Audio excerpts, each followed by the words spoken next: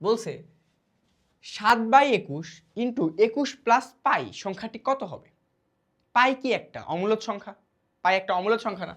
তাহলে দেখো যে 7/21, আচ্ছা 7/21 দেখো, আচ্ছা এটা আমরা ক্যালকুলেটরও করতে পারি। দেখো 7/21 আর 21 প্লাস পাই, দেখো তুমি 7/21 করলে কি আসবে? 1/3 আসবে। আর এখানে 21 সাথে পাই যোগ করতেছো, দেখো ক্যালকুলেটরে কি আসে দেখো যে 7/21 গুণন 21 প্লাস কত বলতো পাই, অ্যান্সার কি আসে?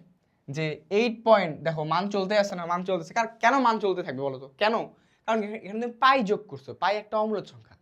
তুমি ধরো একের সাথে একটা অমূলদ সংখ্যা যোগ করছো, তাহলে কি ওটা কি একটা অমূলদ সংখ্যা হয়ে যাবে না? কারণ অমূলদ সংখ্যার তো মান শেষে চলতে থাকবে, তাই না? বুঝতে পারছি বলো তো? তুমি যে পাই যোগ করছো, পাই যোগ করার জন্য এটা কিন্তু অমূলদ হয়ে গেছে। ওকে, তাহলে দেখো যে কি বলছে, যে এই সংখ্যাটি কি অঋণাত্মক। হ্যাঁ, এটা এটা তো অঋণাত্মক, কারণ এটা তো একটা ধনাত্মক সংখ্যা, তাই না? বলো তো, এটা একটা ধনাত্মক সংখ্যা আসছে, সেজন্য এটা একটা অঋণাত্মক সংখ্যা, তার মানে এটা আমার ঠিক আছে।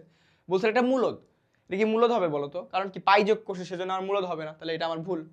এটা একটা মিশ্র ভগ্নাংশ। শোনো, আমরা কি জানি বাস্তব সংখ্যার ভিতরে হচ্ছে মূলদ এবং অমূলদ আছে, বুঝছো? তারপরে কি আছে? সেই মূলদ এবং অমূলদের ভিতরে, মূলদের ভিতরে ভগ্নাংশ।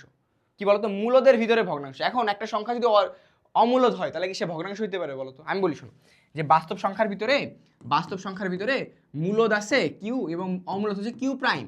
এই মূলদের ভিতরে কি বলতো? মূলদের ভিতরে হচ্ছে ভগ্নাংশ, মানে মিশ্র ভগ্নাংশ, প্রকৃত ভগ্নাংশ, অপ্রকৃত ভগ্নাংশ, সেটা কার ভিতরে? মূলদের ভিতরে। তাহলে একটা সংখ্যা যদি অমূলদ হয়, তাহলে সে কি মিশ্র ভগ্নাংশ হতে পারবে বলতো? পারবে না, তাই না? তার মানে এটাও আমাদের হবে না, তাহলে অ্যান্সার শুধুমাত্র 1। অ্যান্সার ইজ শুধুমাত্র 1।